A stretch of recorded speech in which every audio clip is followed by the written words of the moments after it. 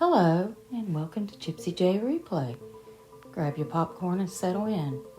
Enjoy the show.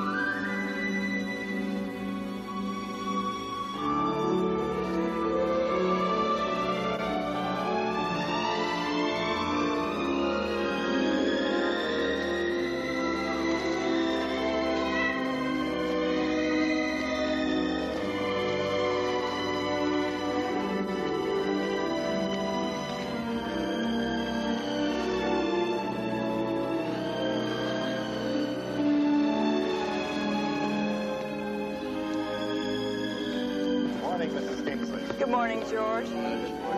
How's the baby? Very well this morning. Oh, I'm delighted to hear that. Only one cat this morning? This was not our cat night, but this little fellow's nearly frozen stiff, so. Those little ones. Thank you. Morning.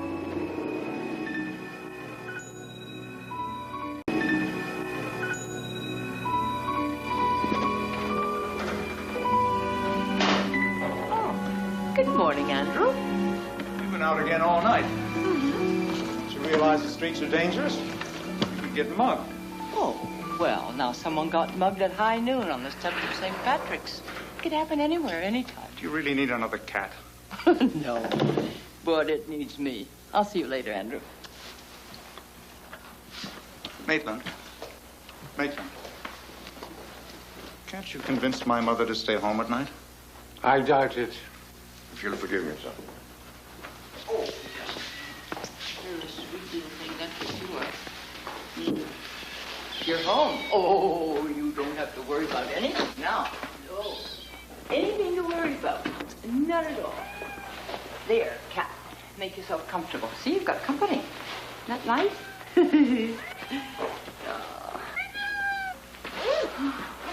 Oh, thank you.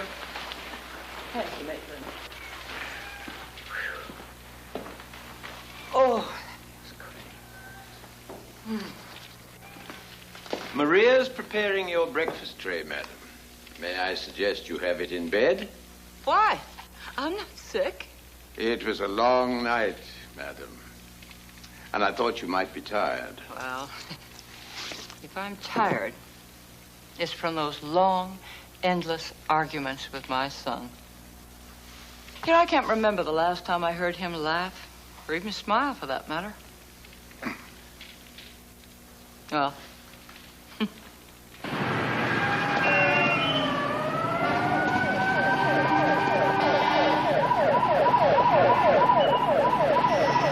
Fine. Now, about the new complex. I think it's a viable project. especially since we can acquire the land for under $5 million. There's also the cost of tearing down the existing tenements. Negligible when you consider the overall picture. It's going to call for an investment of about $40 million. Depending on interest rates, of course. And the rates are decidedly in our favor right now. The question is, will Mrs. Kingsley go along? With her 51%, she can outvote us, as she did with the government contract. My mother is inclined to be biased about armaments, but this is quite another thing. And I'm sure I can get her to agree. No, absolutely not.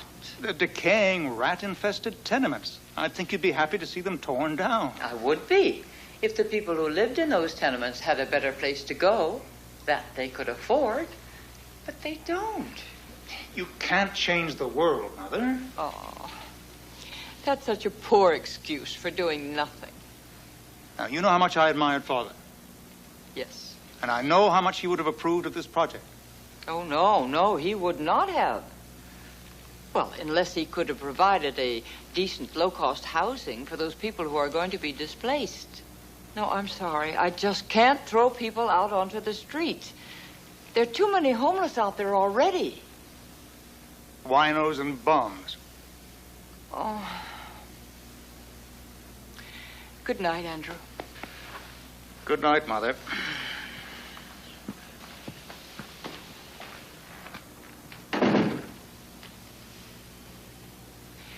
Maitland! Yes, madam. I'm sorry. I apologize. I shouldn't be taking my bad temper out on you. Oh, no, that's quite all right, madam. Is there something you wished for? Yes. It's supposed to snow tonight, and I think we ought to start out early. Is the cart ready? Yes, madam. Good. And where are your galoshes? You know I dislike wearing overshoes, madam. Wear them. Beats getting the flu.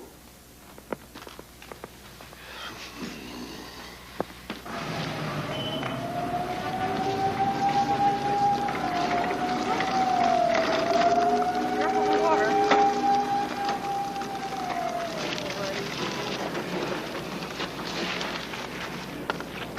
Mrs. Kingsley! How are you? Oh, just fine. Good. I want you to take that. Buy yourself a new stocking cap. Oh, Mrs. Now. You want some coffee? No. You take care of yourself, Polly. Mrs. Bye-bye, dear. Kingsley.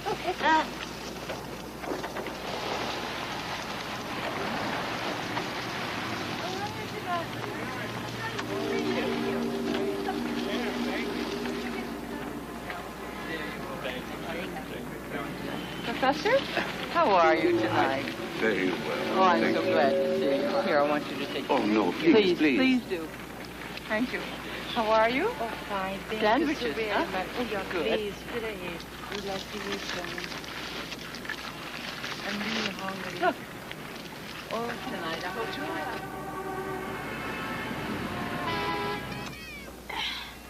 There you go. You are going to go to sleep now. That's the way you feel it. A little kiss in the ear. Okay, kiddo. Now, you go back to sleep.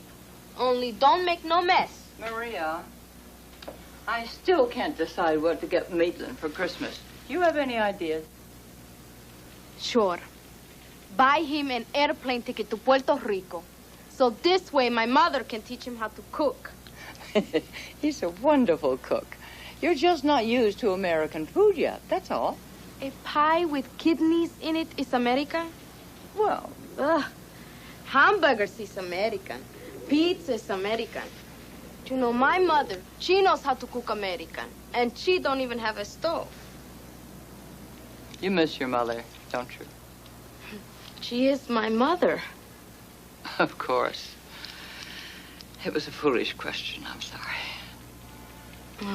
You miss your grandkids too, huh? Sometimes I wake up in the middle of the night and I weep for them. But why they go so far away and they don't come back? They don't get along with their father. Well, you can't fix it. I'm afraid it's long past fixing. And it's a shame. It's a crying shame.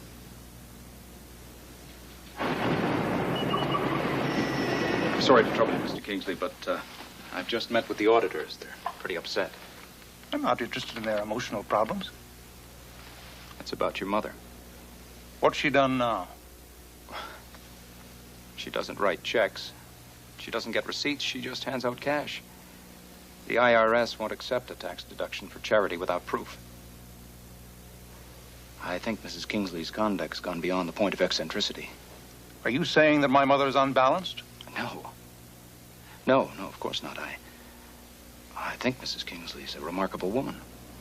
I just thought you should be apprised of the situation with the IRS. I'll speak to my mother. That'll be all, Groden.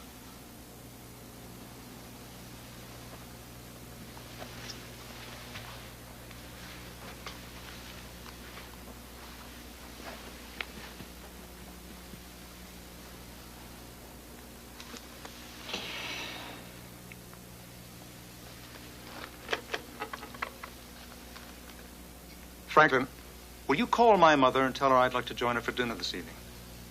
Then come in and bring your book.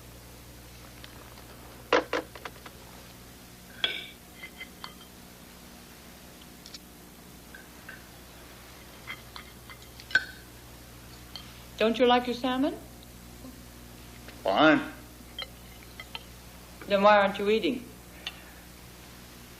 Mother, Andrew, let's have it. have what? The reason you wanted to have dinner with me tonight. Why do I have to have a reason? It's Monday. I know it's Monday. Well, ever since Marion died, you come to dinner every Wednesday. Now, you never deviate from your schedule, come hell or high water. So, I assume you have a reason for coming tonight. And it's probably an unpleasant one. Why does it have to be unpleasant? Because every time you have something unpleasant to tell me, you do it, where it won't matter if I make a scene. Why are you always so suspicious of me? I'm not suspicious. It's just that I know you so well. And Andrew, if it's about that new complex, forget it. I'm not going to change my mind. It's not the complex. Good. Then what? Your personal account. What about my personal account? You hand out cash. Mm-hmm. Well, is there a law against that? No, of course not. But if we're going to claim a tax deduction for the money you give to charity, the IRS demands proof. Now, if you wrote checks or got receipts... How can someone, without any identification, cash a check? I don't see what good a receipt would do from someone whose only address is a subway grate or maybe a cardboard carton. Then why do anything? You know, the Amos Kingsley Foundation donates millions to charity. Mm-hmm, and it's all tax deductible. Well, what's wrong with that? Well, nothing really, but maybe if you paid a little more taxes and weren't always looking for loopholes, then the government might, just might, stop cutting the budget for the needy. That doesn't make sense. Well, it does to me. But then, of course, I didn't graduate from Harvard Business School. Why can't you just accept the fact that I'm trying to protect you? Me or my money? There is a difference, you know.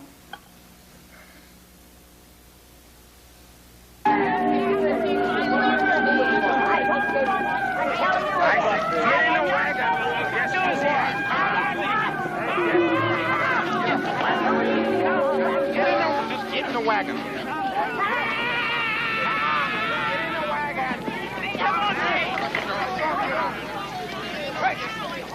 Wait a minute. Wait a minute. Officer, this is Kate. Say, never mind, Molly. Officer, why are are you arresting these people? We're not arresting them, lady. We're just getting them off the street. Storekeepers complain they're killing their business. What business? Dirty bookstores and frat houses. Get lost, lady. Look, officer, these people are friends of mine, and I am not going to see them go to jail. That's so. Officer, what are you doing? Two, lady. In the way. Wait a minute. Wait a minute. Get in there. Get in there.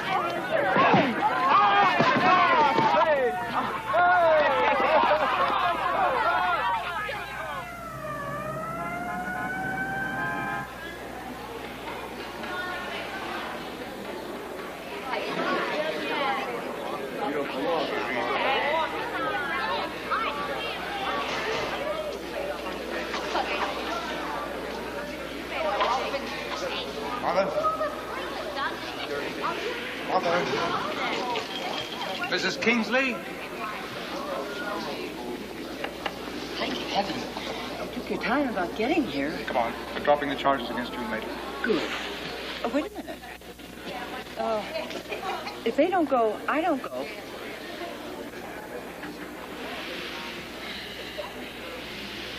Bail them out. Professor, no, let's go on.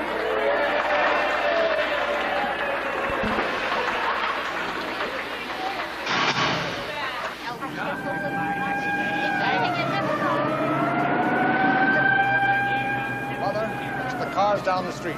Oh, thank you, Andrew.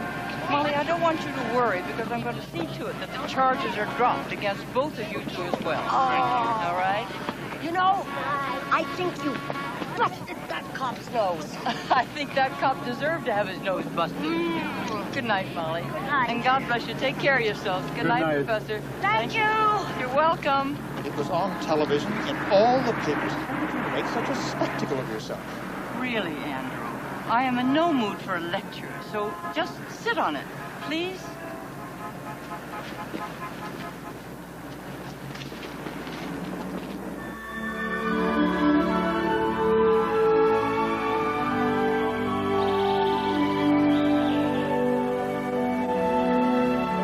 My son is furious with me. He'll cheer up at Christmas. Not Andrew. He doesn't like Christmas. He tolerates. Madeline! Oh!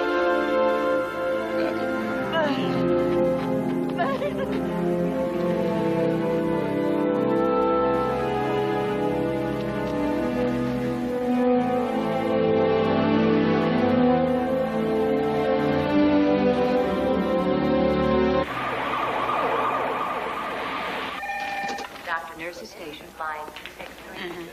Oh, yeah. Maitland? What happened? Madam collapsed in the park. She was still unconscious when the ambulance arrived. You called Dr. Greenspan. He's with her now. How is she, Henry? I'm fine, Andrew. Fine, see? There hasn't been time for more than a cursory examination. Her pressure is elevated, but nothing threatening. There, you see? I'm fine. Nevertheless, I want her to stay in hospital for some tests, but she refuses. There is absolutely no reason to make tests. I'm fine. You probably are, but we won't know until we take the tests. Maybe you can talk some sense into her. Dr. Murphy to pediatrics. Dr. Murphy Andrew, to pediatrics. ask the nurse to bring my clothes. I'm going home. You're not going home. You're going to stay and do whatever tests Henry thinks are necessary. Look, I am all right. I promise. People don't collapse unless there's a reason. Well, that's a jolly thought, I must say. It's just a precaution. Well, Look, for once, just once, won't you do what I ask? Especially when it's for your own good. you really are worried, aren't you? Of course I'm worried. Oh. Yes. Yes, I'll stay. I frankly don't think there's any need for it, but if it's going to make you feel any better, all right.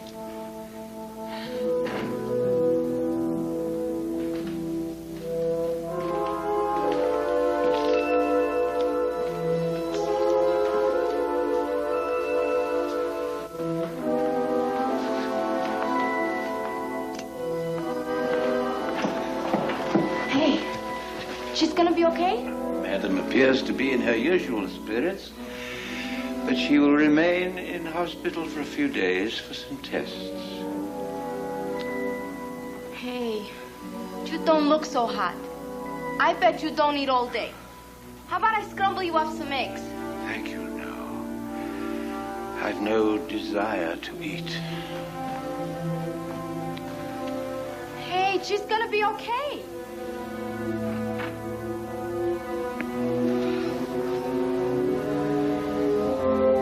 She's gonna be okay. It's an aneurysm, Amanda. That's an enlargement of the wall of an artery, like a bubble. And in this instance, it's inoperable. I'm very sorry, Amanda.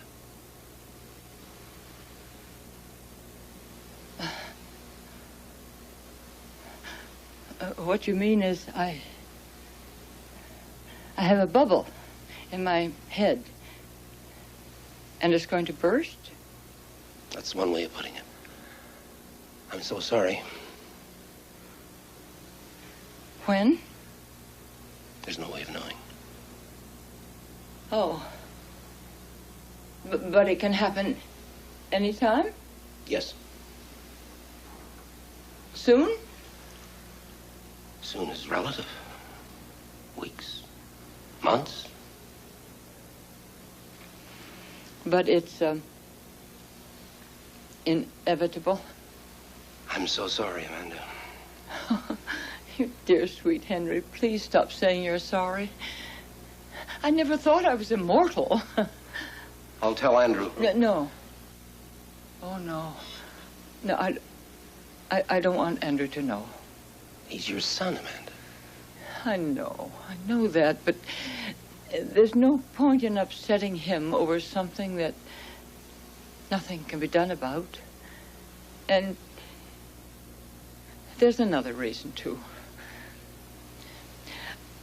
I don't want what time I have left to be spent being treated like an invalid.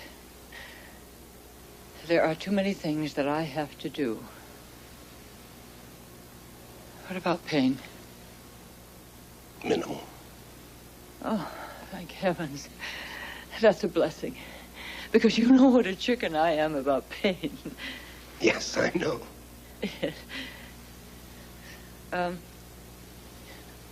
Will I be incapacitated before it happens? It's unlikely, but... Good. Then I want your absolute solemn word of promise that you will not tell Andrew. I think you're wrong. But I'll respect your wishes, of course. Oh, cheer up. This is one secret you won't have to keep very long. That's a hell of a thing to say to a doctor. Well, I didn't say it to my doctor. I'm saying that to my friend. But I'm going to tell Maitland. Why Maitland and not Andrew?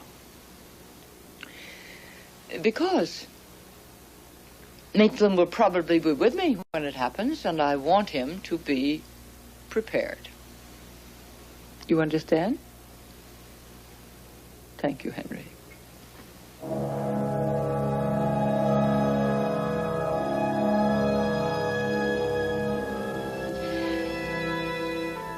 And, that's it.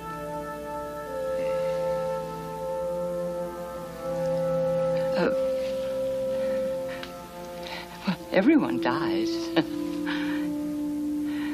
It's just a matter of when and how. Yes, madam.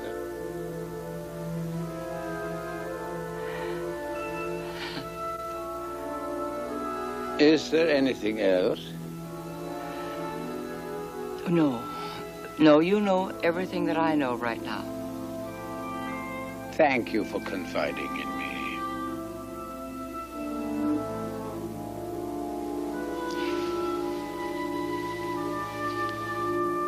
Would you like a cup of tea? Oh, that would be nice, yes.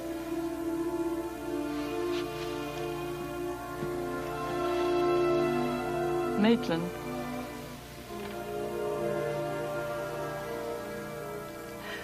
I knew you would handle this well.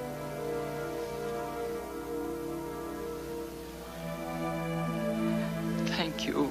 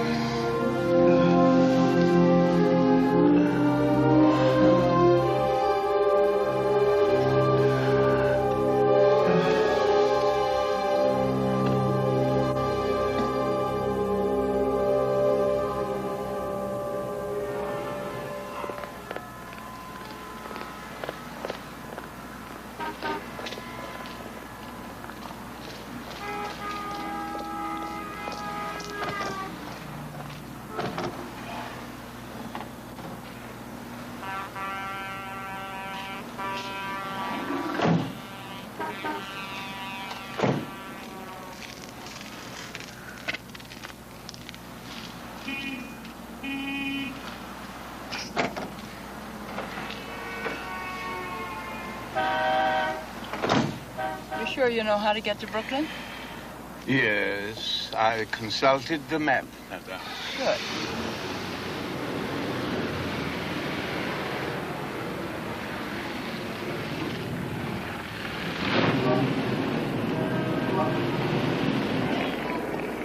But how come you picked me? Did somebody recommend me? No. I took your name out of the yellow pages. Oh. But why bother coming all the way to Brooklyn? I mean, there are plenty of private investigators in Manhattan. I'm talking about big-time operators. Yes, I know. But you see, my husband opened his first little office about 3 doors from here. And it was the beginning of a very successful business. And since our good fortune started on Flatbush Avenue in Brooklyn, I felt that I would be lucky here as well. I guess that's as good a reason as any. Okay. What have you got for me to go on, please? Nathan, please. Thank you. Here you are. Thank you. Oh. No, I just thought that they were little kids, that this was some kind of custody hassle. Oh, no, heavens no. And of course, they're much older now than they were in those pictures. Josh, he's 22. I'm 24, madam. That would make Melissa 26. Melissa is 26, madam. And Harley is 32. 32? Oh, it's hard to believe he's been gone so long. Huh. Excuse me, would you help me out here and tell me something specific about them, please, okay? Oh, yes, well, Melissa. Right. Always wanted to be an actress, even as a child. She certainly has the good looks for it. And this one is? That's Josh. He has a lovely voice, and he's especially fond of country music. But that is, he was. And this one must be, how do you pronounce it, Harley? Yes, that's Harley. What can I tell you about Harley? Except that he was always involved with causes. What do you mean, what kind of causes? Well, Vietnam.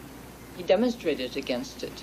And then he finally left the country to avoid being drafted. I'm sorry, I'm going to have to ask you this. Are they in any kind of trouble? Oh, no. No.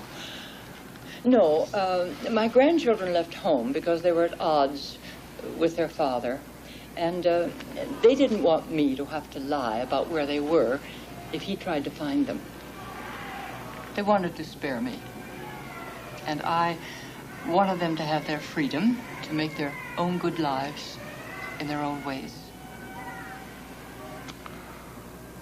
All right, I'm going to be very honest with you. If they don't want to be found, and from what you're telling me, they don't want to be found, this is a real long shot, you know.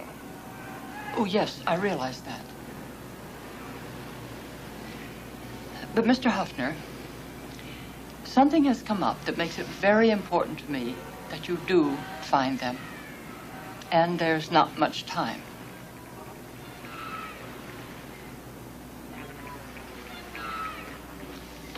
Let me see now. There's $10,000, plus all of your expenses, and an extra $5,000 for each grandchild you find by Christmas.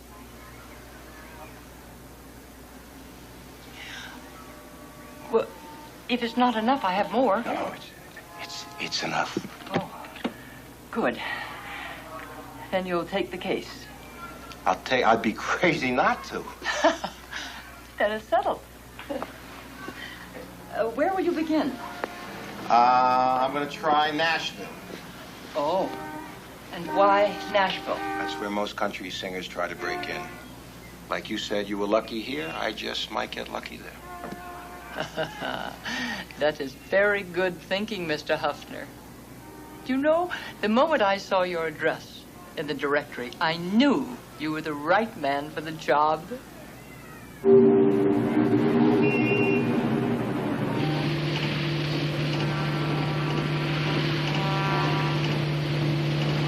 haven't said one word since we left Mr. Huffner's. Would you like to tell me what's bothering you? Nothing's bothering me. Oh, come now. After 40 years, you don't think I know when you're disturbed about something? I'm not disturbed, madam.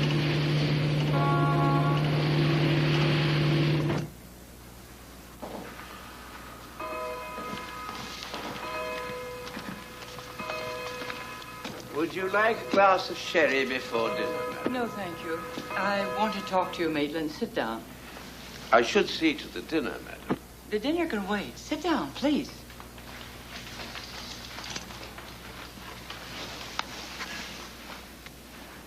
Now, you disapprove of my hiring Mr. Huffner, don't you? Quite the contrary. I very much approve, madam. Then what is it? Since you insist, madam, I'm disturbed that you were less than forthcoming with Mr. Huffner.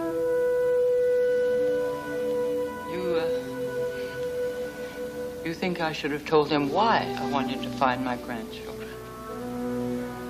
Yes, madam. I couldn't do that. Well, I don't want the children to come home just because I might drop dead any moment. No, I want them to come because they're ready to put the past behind them and to make peace with their father.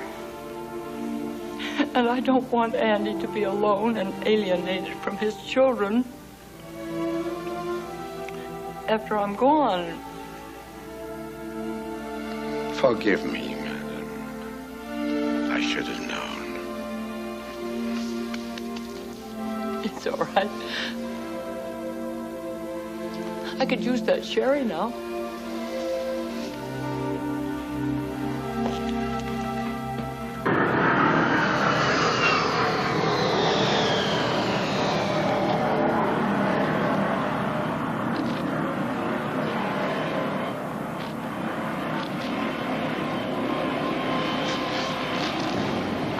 Take me to 5-star recording.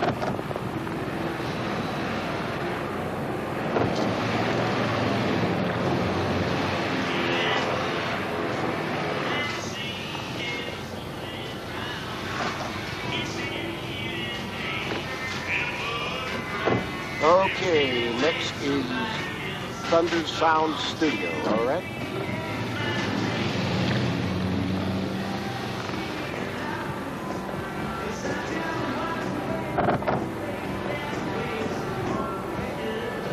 Change that station, will you please? Okay, next. Lady, all I want to do is deliver a message to him. Josh's grandma hired you to find him and to ask him to come home for Christmas? This is... Well, you don't believe me? I'll be very happy to give you her phone number. You can check it out for yourself. No, I guess you're on the level. Okay, thank you. Josh is always talking about his grandma. He was crazy about her. Well, does this mean you're going to tell me how I can get in touch with him, please? Well, Josh has been running from bad feelings and bad memories for a long time. Maybe if he went home for Christmas and faced his daddy, he'd get it out of his system. Okay. Okay, what? Josh is on his way to San Antonio. Thank you. He got a job there. Do you mind telling me the name of the place where he'll be working? It's a place called the Lopin' Lariat. Excuse me, the Loping Lariat? You won't have no trouble finding it. I don't think so, no. You don't have to rush either.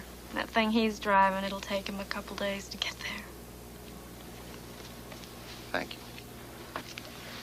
Loping Lariat. Mr. Huffner, that is marvelous news. Yes, and I have no doubt you're going to find those other two scallywags as well. And thank you. Thank you so much for calling. Yes, goodbye. Well, he found Josh. He hasn't spoken to him yet, but he will in the next few days. That's very good news indeed, ma'am. Oh, indeed it is. Did you order the tree? It's much too early for the tree, madam. No, I don't think so. I want to be absolutely sure that we get the biggest and most beautiful tree available.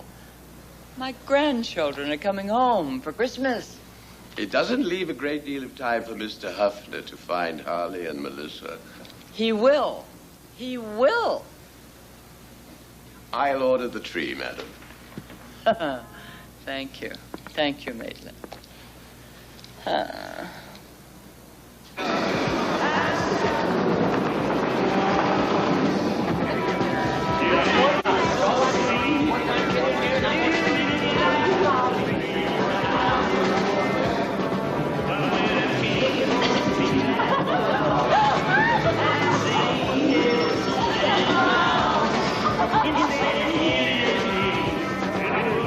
case you had any doubt. Okay? So, how do I know my father didn't hire you to find me just so he could screw my life up? Unless your father wears a sable coat and carries a satchel full of cash, I think this is what your grandma. Yeah, that's my grandma, all right. How is she? I only saw her once when she hired me, but she was fine. That's good. Yeah, that's good. And that's all she said to tell me. She'd like me to come home for Christmas. That's it. So should I tell her you'll be coming home for Christmas? No. Look, Mr. Huffner, it's not that I don't want to see my grandmother. I love her. I just don't want to see my father. Excuse me. This is really none of my business. I was hired to find you, deliver a message, and I did. Okay? Look, you probably think I'm just some rotten kid who's down on his old man, right? Look, if I wanted to figure out what made people tick, I would have become a shrink and not a private investigator. I was 12 years old when Harley took off. That made me the heir to the throne. But Mr. Huffman, the only thing I cared about was my music. My father didn't care. He sent me to a military academy to make this man out of me. Yeah. When I got out, I tried to explain to my father why I kept running away, but he wouldn't listen. He kept talking at me instead of to me. Do you know what it feels like when nobody listens to you? As a matter of fact, I do, yeah. Boss says you all on 10 minutes, Joe. Thanks. Look, I'm sorry. I didn't mean to lay all this on you. Do you have any idea where Melissa or Harley are? As a matter of fact, I was hoping maybe you knew. Can you help me out? Melissa and I kept in touch for a while. The last time I talked to her, she was in Hollywood, but I don't know where, if she's even still there. Now, what about your brother? You have any idea where he might have gone? Probably Canada at first. But he could be anywhere after all this time. Look, if you do find him, would you tell them where I am just in case they might want to get in touch with me? Sure, why not, kid? That's a hell of a big if, my finding them, you know. Hey, you found me. My book, that makes you one hell of a detective. I happen to be a private investigator. P.I. Thank you. Good luck up there. I haven't been in your father's office since he died. Oh, I'm so glad you kept so many of his things. Well, I like having him around. Not that I need them to remind me that he was a terrific lawyer and a great father. And a great friend. I miss him, too. Cheers. To life.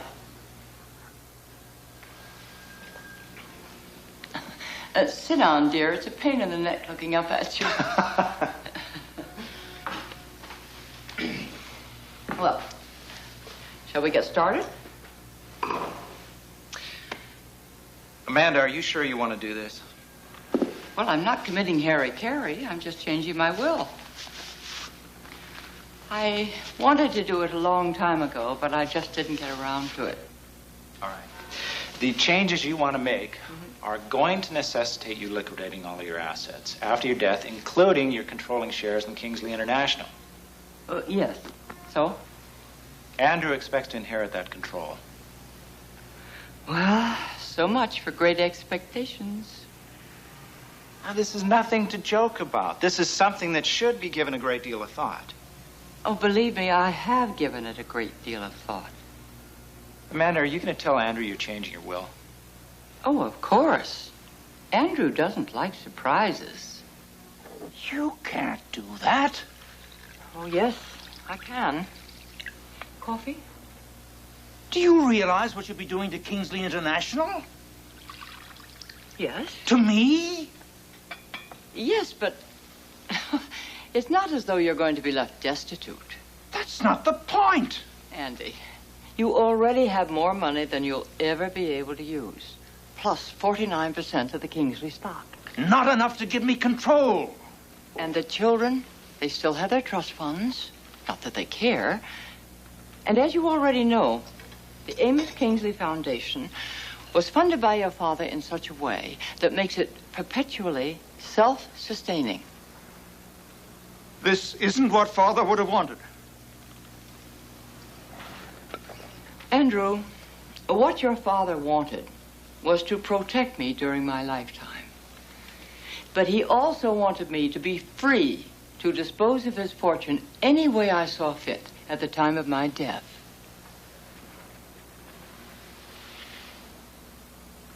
Oh, Andrew, I know that I'm a constant source of irritation to you, that we never see eye to eye on anything. But I was hoping just this once you would understand my need to follow my conscience. What you are doing is insane. Why? If Andrew Carnegie can leave his fortunes to universities and to building libraries, now why can't I leave mine to building shelters for the homeless? Because I won't let you. You're my lawyers, and I pay you a small fortune to protect my interests. Can't you come up with something? Under the terms of your father's will, Mrs. Kingsley is free to dispose of all he left her when she dies in any manner she sees fit. I know that, but my father never intended to have her create havoc in Kingsley International. Kingsley is far too substantial to be affected. There might be a period of adjustment. It will no longer be controlled by the family. That's always been Kingsley International's greatest asset. I don't need you to tell me that. What I need is your advice on how to stop my mother. There is one way. What?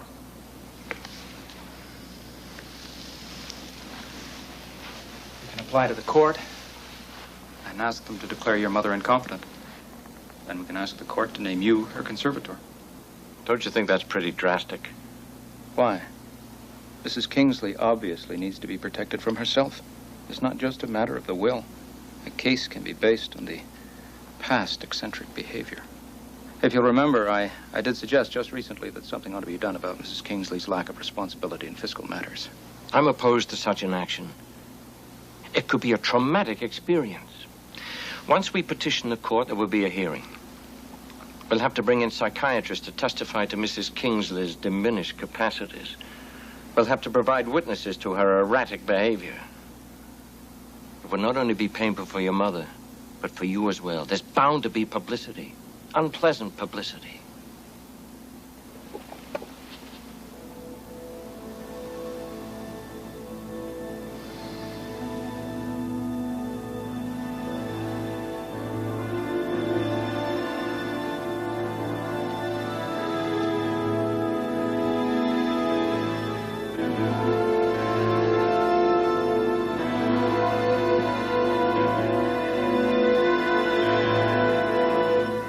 Do it.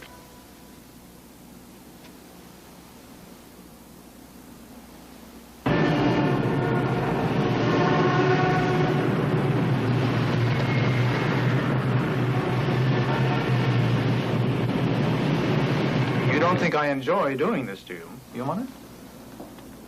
Well, then why do it? I haven't any choice. Oh, that's nonsense. People always have a choice. It's simply a matter of making the right one. You know, if your father were alive, he would beat the living daylights out of you. If Father were alive, this wouldn't be necessary. It's not too late to call off the hearing. All you have to do is change your will back to what it was. Oh. No, don't hold your breath. I'm going to fight you, Andy. I'm going to fight you, and I'm going to win.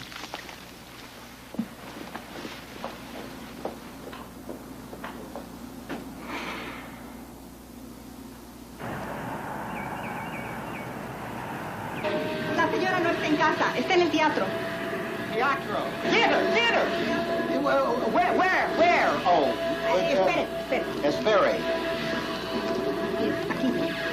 La señora is in this teatro.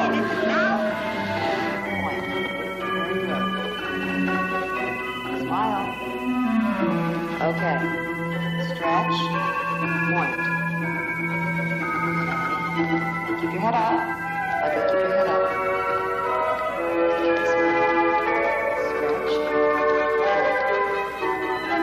Oh, that was great. Good. That was great. Okay, toy soldiers line up. Come on, mice. Come on out here. Sugar plum. Oh, mothers. No mothers on stage. The children will expect you every time. Now, come on. Did you see me, Granted? All right. Sugar plum fairies off left. Excuse me. Left is that way. Excuse me, Miss Kingsley? Please, could you... I don't want to talk too loud. I'm a private investigator from New York. I'd like to talk to you for a couple of minutes when you finish up here, if that's okay with you. All right? Kingsley's not my name anymore, so I have no idea how you found me. But if you're working for my father, the answer is no. Excuse me, ma'am, I don't know your father. Your grandmother's the one who hired me.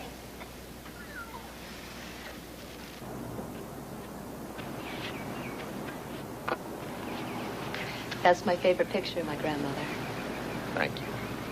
Why don't we go out on the deck? It'll be cooler. Scare you living on the edge? I guess not, huh? No, only when the earth moves. Which it does from time to time. I see, okay.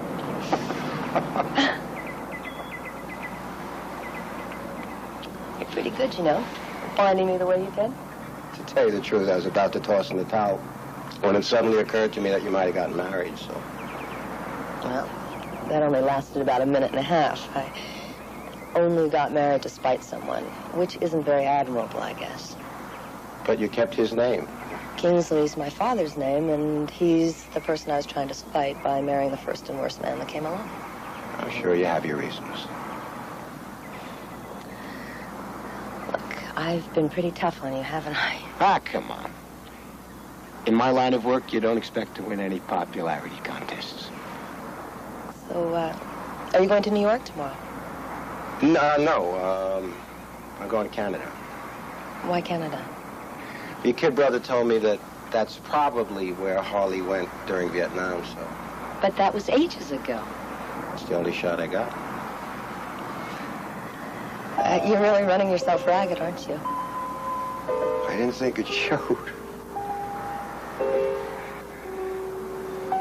Actually, I have been thinking of giving myself a day off. And being out here and everything, I thought maybe I'd, take in the sights.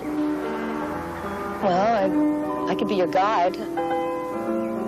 I don't have rehearsals tomorrow, and I'd be glad to show you around. Why? Because I was kind of nasty to you, and I'd like to make it up to you. Do you always look a gift horse in the mouth? I'm no genius, but I've never been accused of being stupid. I thank you for the offer.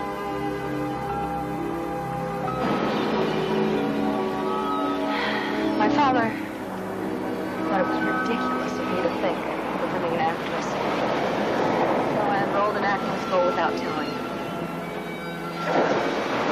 And then I fell in love with one of the students. And when I told my father I was going to get married, he gave my intended husband $50,000 to go away. He did. Good. Sounds like your old man was right about this guy. It's not the point. Sorry. I don't understand. What is the point? The point is, my father was trying to teach me that money could buy anything, including people.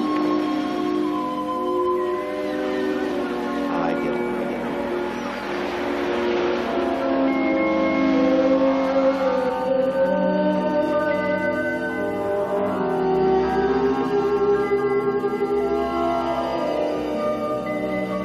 It'll be even prettier from up here when all the Christmas lights are on. Yeah? What does that mean? That you're not going to come east for Christmas? I don't know. It's not that I don't want to. I love my grandmother. Look, excuse me. This is probably none of my business, but it really wouldn't have cost you anything to let your grandmother know where you were all these years.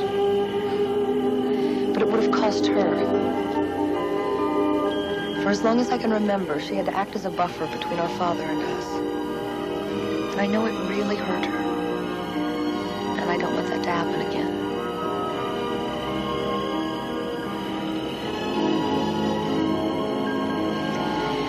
Look, we better go now.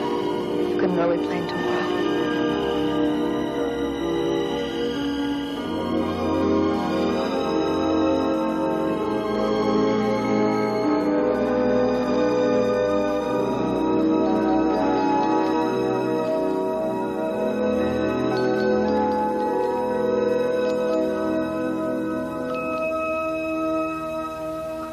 Try to relax, Molly.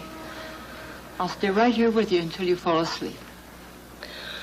Isn't it a crock? Dying just before Christmas.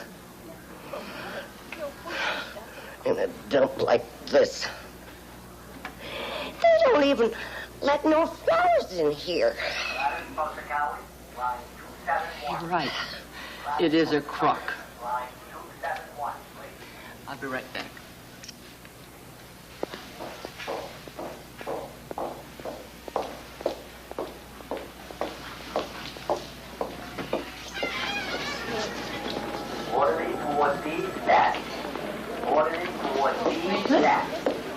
I would like to call Dr. Greenspan. Tell him I want a room for Molly at the private pavilion, and then arrange for an ambulance to come and transport her.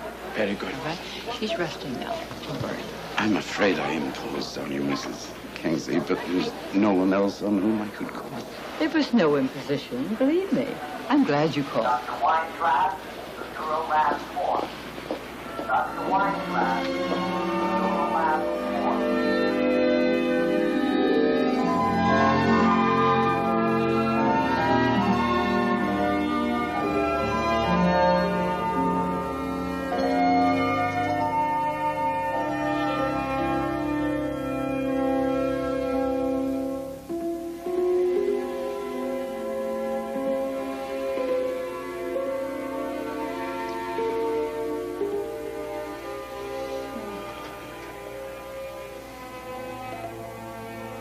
I never seen so many flowers.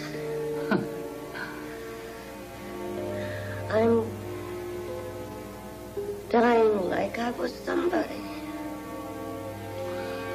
You silly girl. You are somebody. You're a child of God, Molly, who loves you dearly. And so do I. Molly.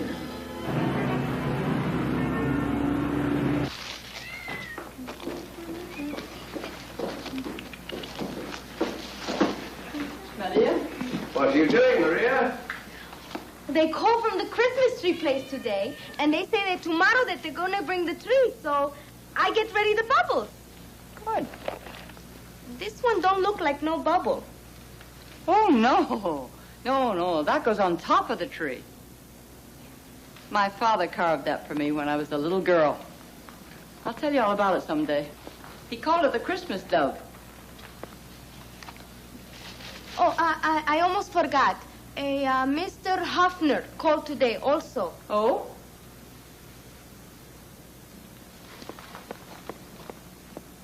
And? Madam is waiting, Maria. Hold the horses. I listen in Spanish. I got to translate to English. Yeah. Okay. He said to tell you that he found your granddaughter. Oh, that's wonderful. And that he's going to Canada now, and he will call you again when he gets there.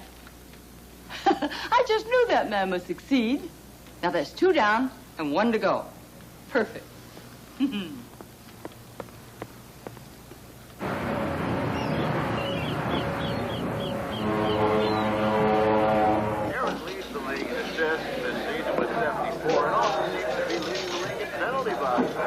Give me a scotch, will you, please? No, wait. Change that to an Irish coffee, as long as the coffee is nice and hot. Irish coffee, Peter? My assumption is that you are not from Canada. Where are you from? Arkansas. Hey, Arkansas. How long you been up here? Since Vietnam. I'm one mountain boy who ain't able to shoot a rabbit without chucking up, so I wasn't about to shoot people. As a matter of fact, I'm up here looking for somebody who might have come up here during the war. Don't you want to go home? There's amnesty now. His grandmother wants him home for Christmas, so I'm looking for him. That's nice. My folks never want to see me again. Well, I tell you, I've been busting my butt for the last 2 days, checking with all the official sources they got up here. I don't even know if this guy is in Canada, let alone Toronto. Now, how about Montreal? Lots of the guys went up there. Sure. I could also try Manitoba or Saskatchewan or take a dog sled to the North Pole. I just don't happen to have the time. How about the club? Excuse me, the club? That's just what I call it. They helped out guys like me when I first came up here. They got us jobs, tried to find us places to live. Some of the guys needed shrinks and lawyers. They helped out with that, too. I just had no idea they'd have an organization like that anymore. What with the war being over so long, I never thought of it. For some guys, the war won't never be over. Yeah. Maybe Mace can help you find the guy you're looking for. He's one of the first guys that came here. He helped set up the club. Thank you, Arkansas. You're welcome. Excuse me, Mr. Mays?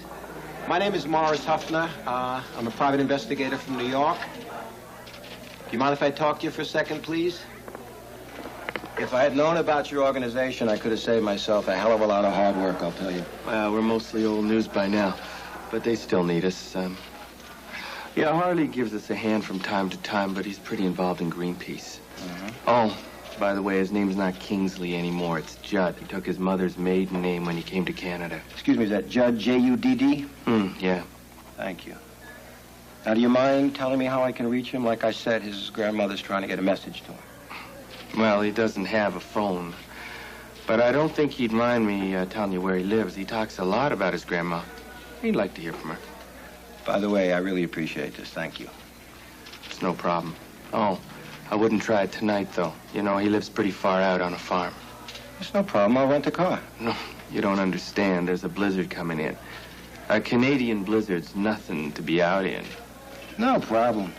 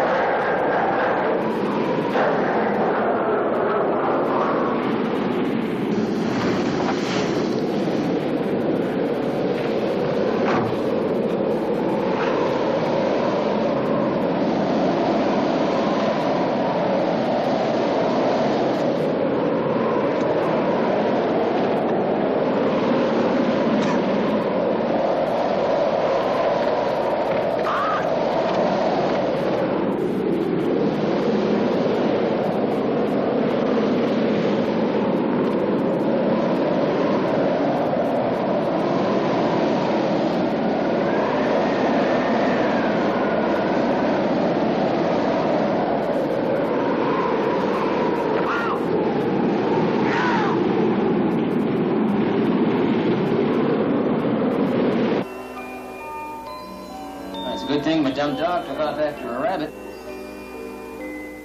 I wouldn't have found you till spring thaws. Adam, honey, go get washed up for supper. No. Sweet.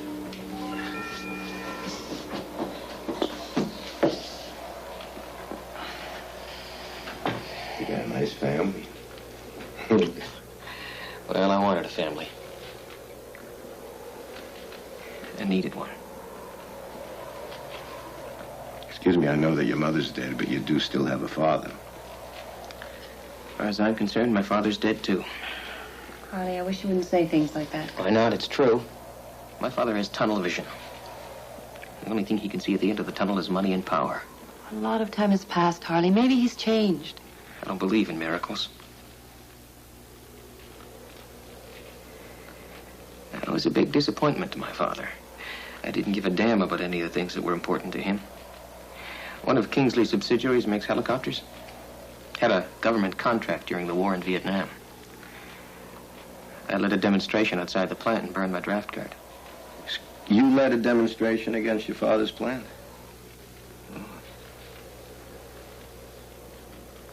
When I told my father I'd rather leave the country than go to Vietnam, he didn't say a word.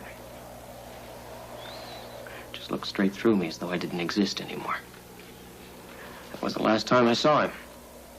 If I never see him again, it'll be too soon. So I guess this means you're not going home for Christmas, huh? I love my grandmother. Oh, yeah. Everybody loves Grandma. What does that mean? It means that I don't buy it. I heard exactly the same thing from your brother and from your sister. If you really love your grandma so much, she shouldn't have had to hire me to come looking for you, no matter how rotten your relationship was with your father, for crying out loud. She's an old lady.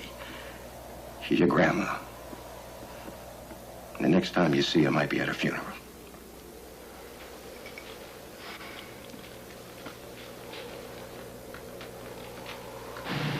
I understood your question, sir.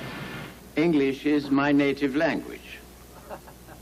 Well, kindly answer it. Don't you think it was foolish for Mrs. Kingsley to go to Skid Row with thousands of dollars in a satchel? I thought it was a sensible thing to do, since neither Mrs. Kingsley nor I have sufficient room in our pockets to accommodate such an amount of cash.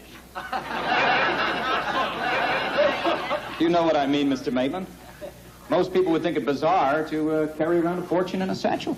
What would have been bizarre is if it had been in a trunk.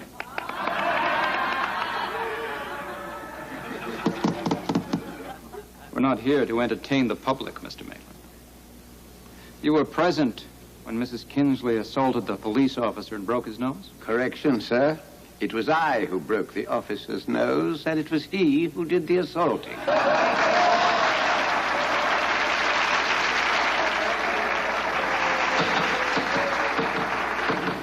Quiet, please. We'll move on to other matters.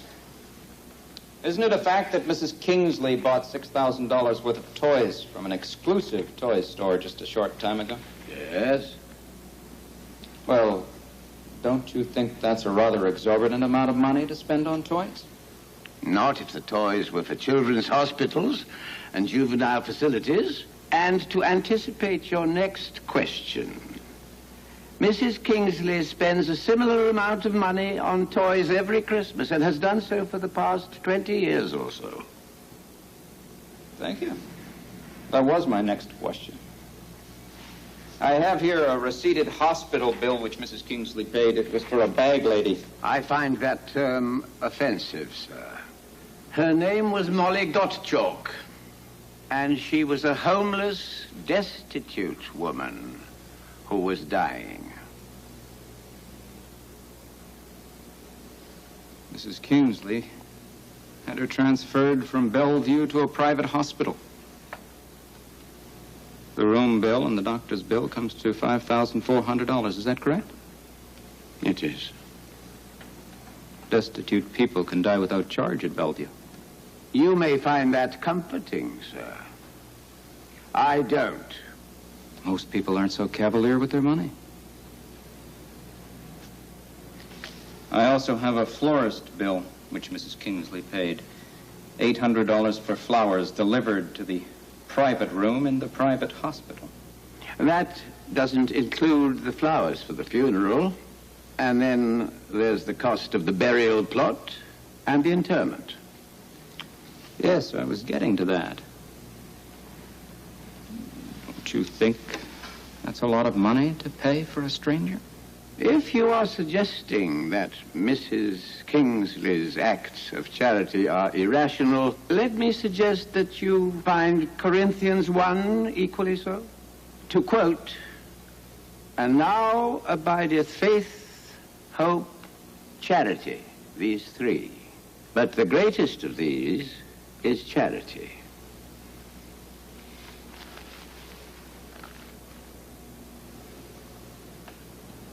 Mr. Jameson asked you a couple of questions, and I'm going to do the same. It's called cross-examination. You don't have to explain. I saw it all on TV. Cross-examination is when you try to trick me, huh? All I want from you is the truth.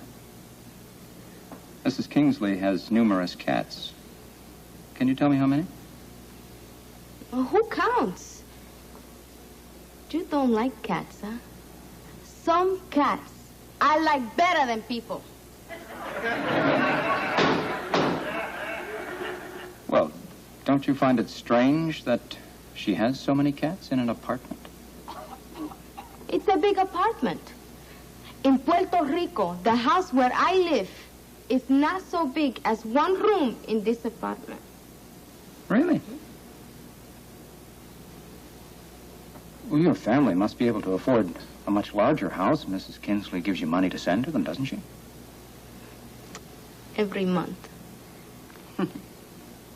And she say that when they are ready, she's gonna bring them all here from Puerto Rico.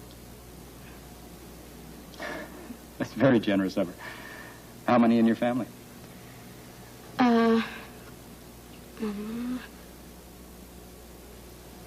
9. But I'm counting one aunt, and she's only a maybe. Mrs. Kingsley's going to pay for all their plane fares? Well, how else they get here? Only God can walk on water. Very true. Thank you, Miss Estevez. You've been very helpful.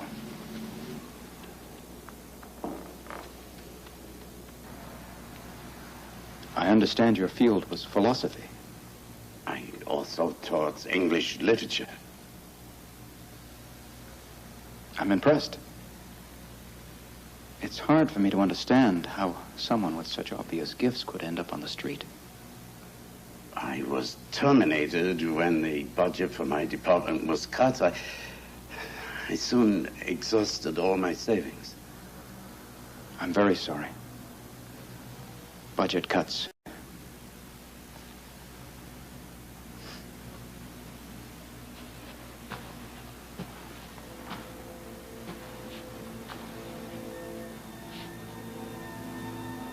Were they the only reasons that the university let you go?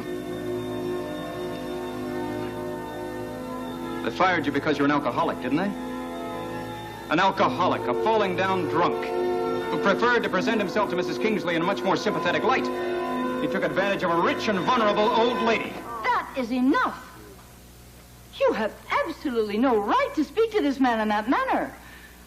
What kind of a human being are you?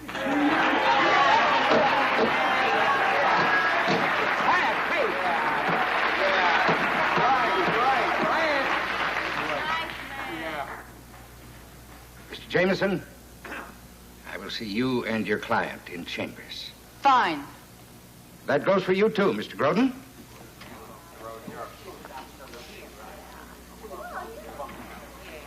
I understand that you are overwrought, Mrs. Kingsley. I am not overwrought. I am outraged. However, that's not the reason we're asking for this delay, Your Honor. We see no reason for a delay, Your Honor. We feel we've made our case and a decision is forthcoming. May I ask why you want to delay? I will tell him, Stuart. My grandchildren are coming home for Christmas. I would like you to meet with them and to talk with them. And if you decide that I need a conservator, I want you to appoint them as my conservators. That's ridiculous. I have no objection to a delay. Well, Mr. Kingsley has no objection. I see no reason not to grant brief delay. Thank you. Shall we say January the 5th at 10 a.m.?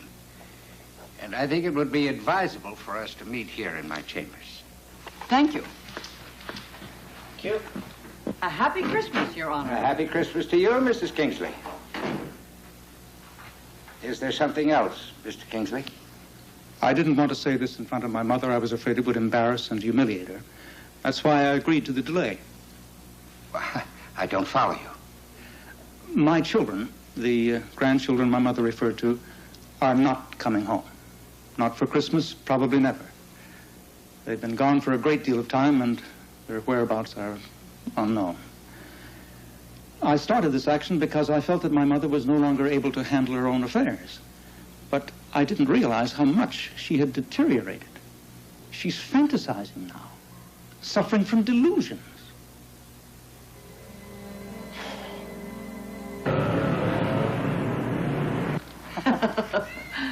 Well, I can't thank you enough, Mr. Huffner, for coming here. I know it would have been much easier for you if you had just mailed in your report. Well, that's okay. Oh. I just feel so sorry that I couldn't tell you that they were coming home, that's all.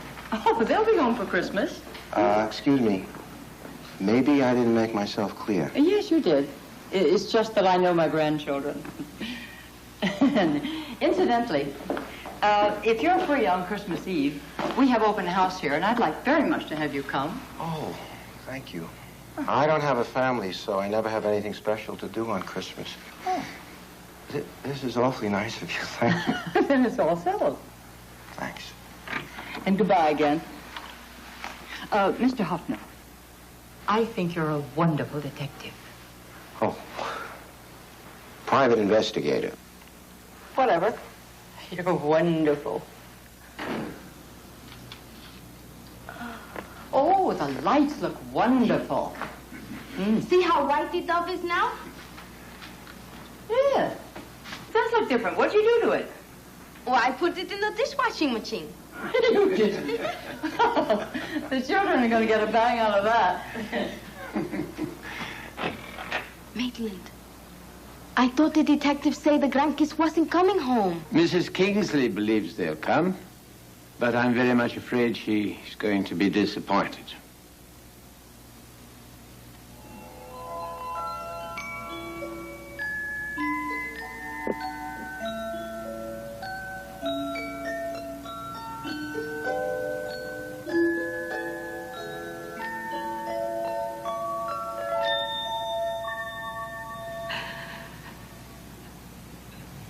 Today, instead of reading you a fairy story, as I usually do, I'm going to tell you a really true Christmas story. Would you like that? Yeah. Does it have a happy ending? Well, it starts out rather sadly, but yes, it does have a happy ending.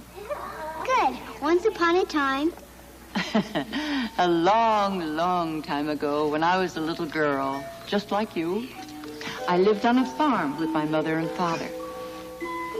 And each year, just before Christmas, my father would take me into town to buy a gift for my mother. Then, one year, when I was 7 years old, a sad thing happened. And there wasn't any reason to go into town to buy the gift. My mother died, but I didn't cry. I was too angry to cry because she had gone away and left me. My father told me it would be better if I cried. Because, he said, tears were God's way of melting a heart that was frozen in grief. But I was too angry to cry. And that was when he told me the story of the Christmas dove. Some people call it the dove of peace. Anyway, he said it happened during a terrible, terrible war. And that one evening, even though it was Christmas Eve, there was a battle raging. And suddenly, across the battlefield, a beautiful dove appeared, soaring gracefully and easily. And when the soldiers saw it, their guns went silent, and they remembered that it was the birthday of the Prince of Peace. And then what do you think happened?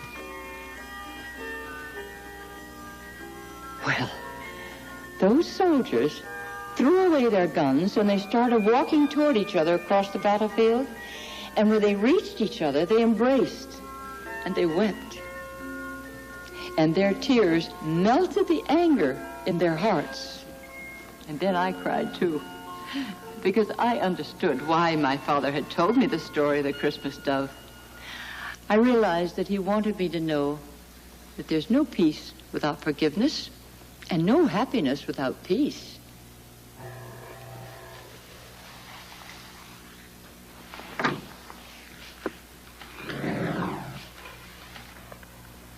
Maitland, will you be good enough to ask my mother if she'll see me? Madam's resting. Please ask her. It's important.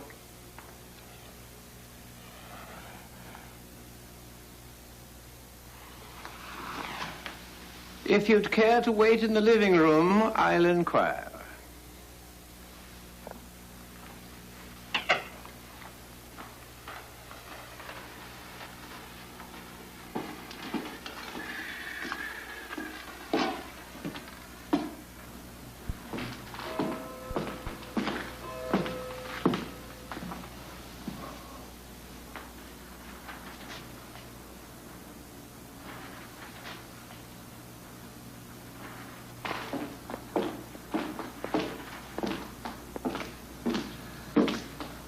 What is it, Andrew?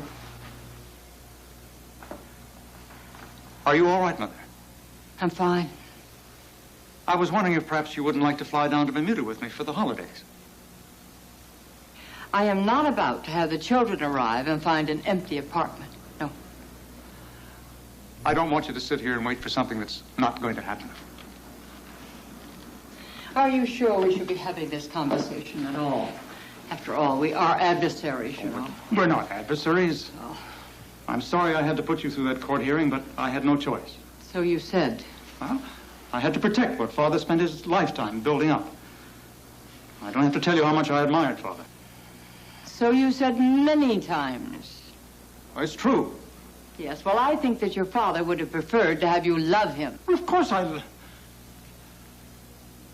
did. Even the word makes you uncomfortable. It's such a simple word. Why is it so hard for you? You know I'm not demonstrative. I know, but people need to know. They need to be told that they're loved. Did you ever tell your children that you love them? Did you ever tell Marion? She was your wife. And the only thing she wanted when she was dying was to hear you say you loved her. You weren't even with her when she died. You know I had to be in London. There was a great deal of money involved. Oh. And I had a responsibility to the shareholders. I inherited that responsibility. I had to prove that I was as capable as Father, didn't I? Why? Did you think I would love you any less because you weren't? Oh, Andrew, love, real love, it's unconditional. Then why did I feel I had to earn it? Why did I always feel that I wasn't included in what you had with Father? But you were. I was not. I wasn't going to let that happen again, and I didn't.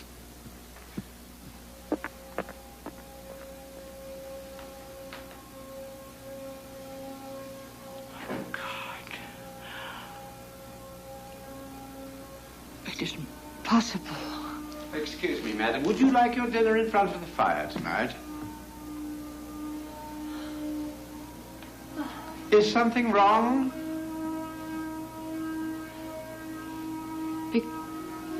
Because Amos and I were so much in love, and we never hesitated to show it, Andrew grew up believing that he wasn't a part of it, that he was excluded. Oh, that poor little boy. Oh, how lonely he must have been. How insensitive of me not to have seen what was happening. Maitland, I've been so blind For so many years, I just pray to God that my son can forgive me. You've done nothing that requires forgiveness. Oh, but I have. If Andrew can't show love or even express it, then it's got to be more my fault than it is his. Oh, I'm so sorry. I'm so sorry.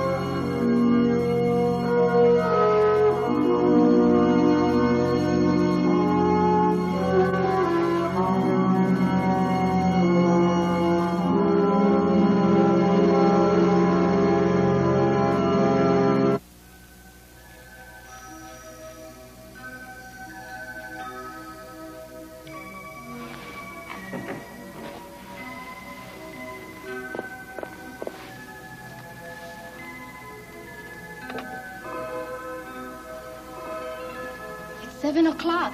When will the company come? People come whenever they please when it's open house, Maria. Bring in the eggnog.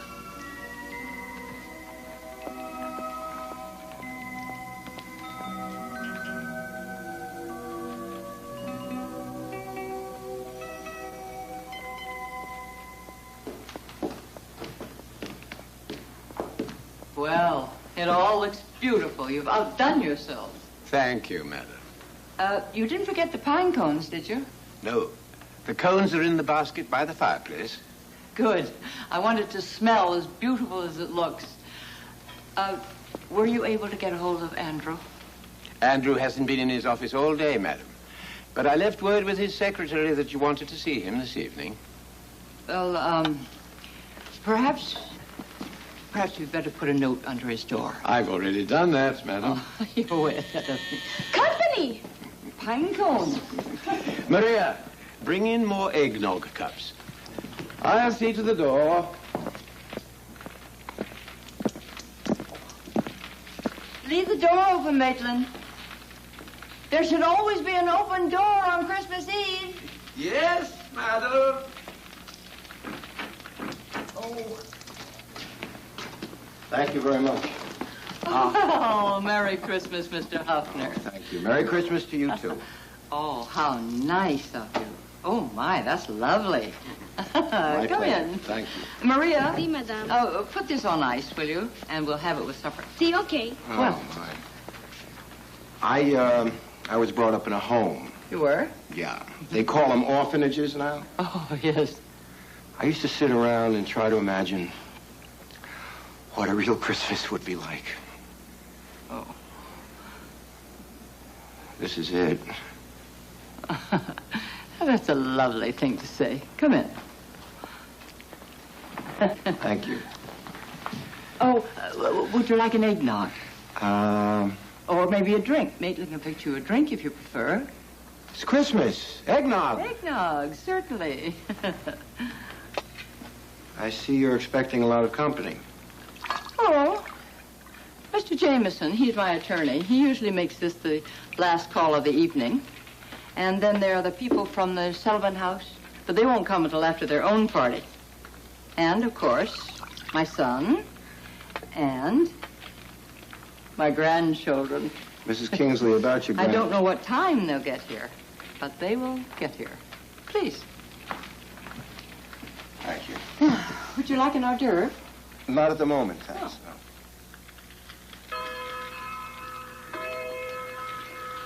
Have you been keeping yourself busy?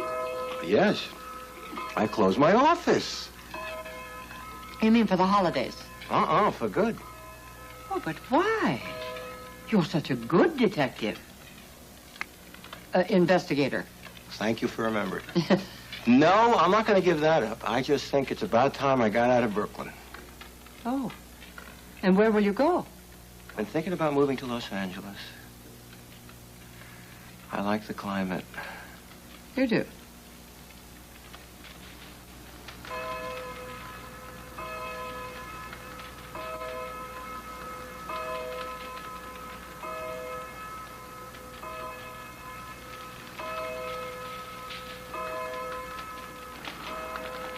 You see this? Mm-hmm. Josh made it for me. And he wrote the piece of music that's inside of it, too. That's nice. On his 16th birthday. It was wonderful. Music. Maria, Sí, madam.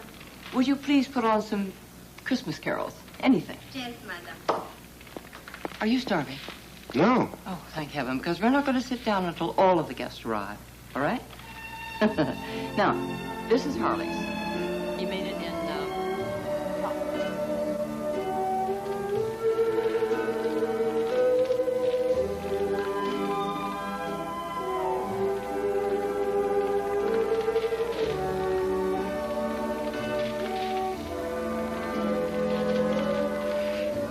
It's quite late, madam. Would you like me to serve dinner? Oh, no, Maitland. We'll wait for the children. Thank you.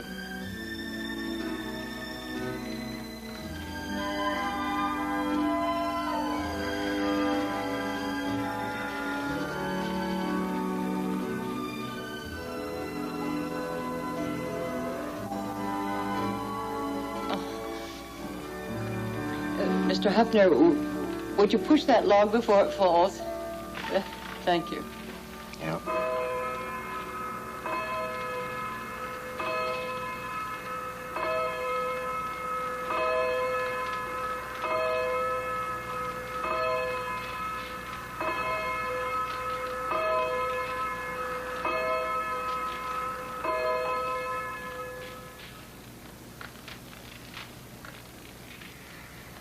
I know you're disappointed, Mrs. Kingsley.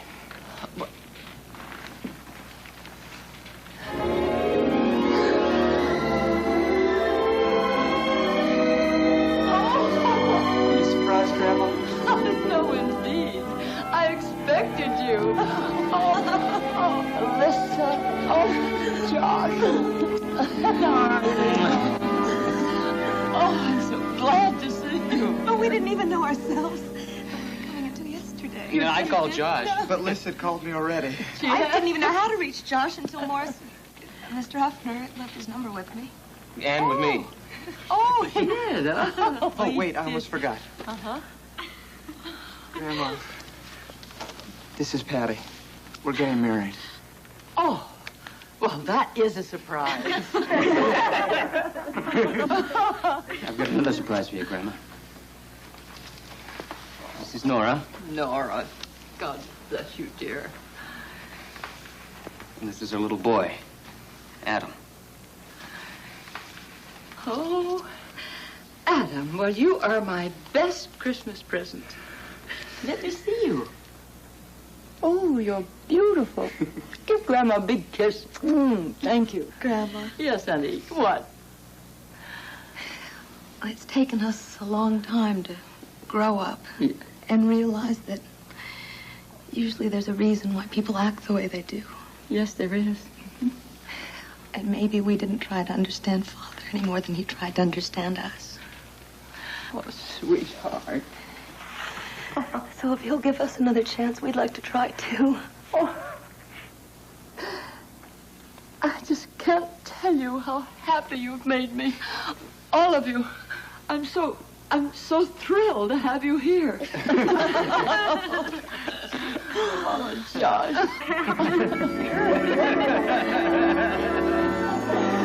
He is so fine at all. Who's that? Oh, excuse me. Andrew. Please, come in. No, thank you. I just dropped by to give you this. What is it?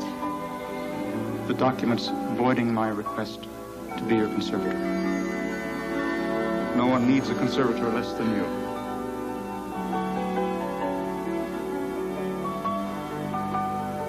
Thank you.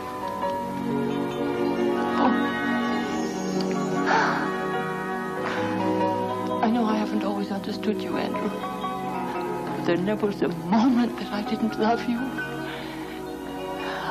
I want you to know that.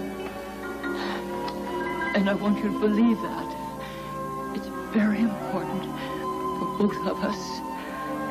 Mommy says you're supposed to be my grandfather.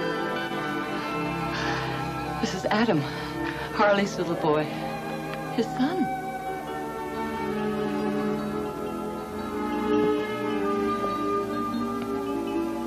I'm not supposed to be your grandfather, Adam. I am your grandfather.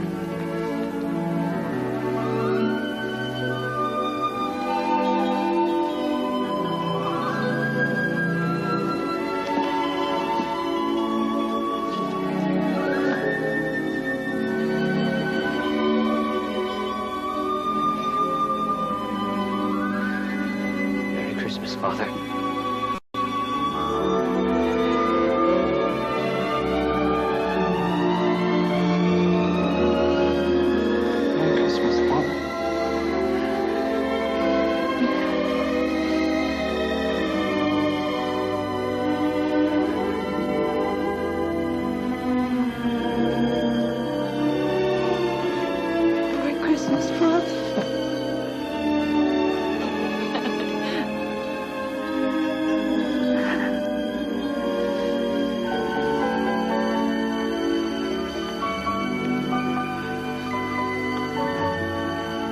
Welcome home.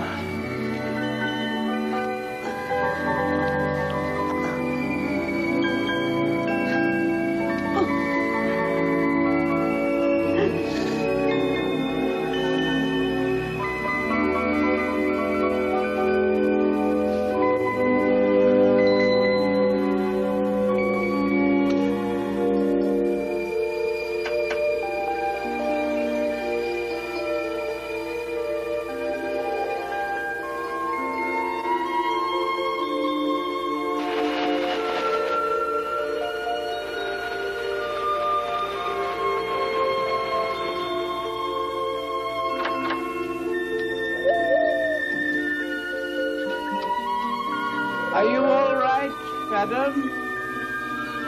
Come in, quickly. Look. Look, there on the terrace. Oh, how perfect.